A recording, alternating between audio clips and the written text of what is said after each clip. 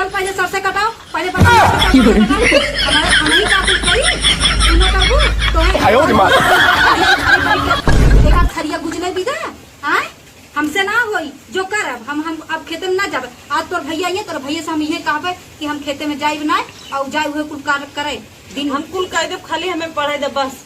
पढ़ के कलेक्टर होबू का तो हम कुल कह देव, लेकिन हमरे माई बाप ताना दिन मारा जानू और हमें खाली पढ़े दे। हम जौन कहबू तू कुल कर तहार गोड़ो दबाई, लेकिन ई कुल बात जिन कहा जान हम पढ़े थे, हमें पढ़े जा प्लीज भौजी।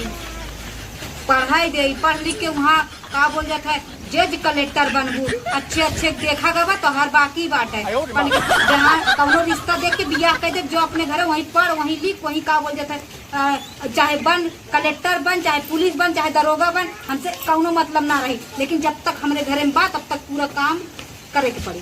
पूरा काम कर और कह के खेते में हम जाते खेते में आओ हट से। हाँ चलो ठीक बाबा थी जा। हाँ और जल्दी आओ झटवा पकड़ भगवान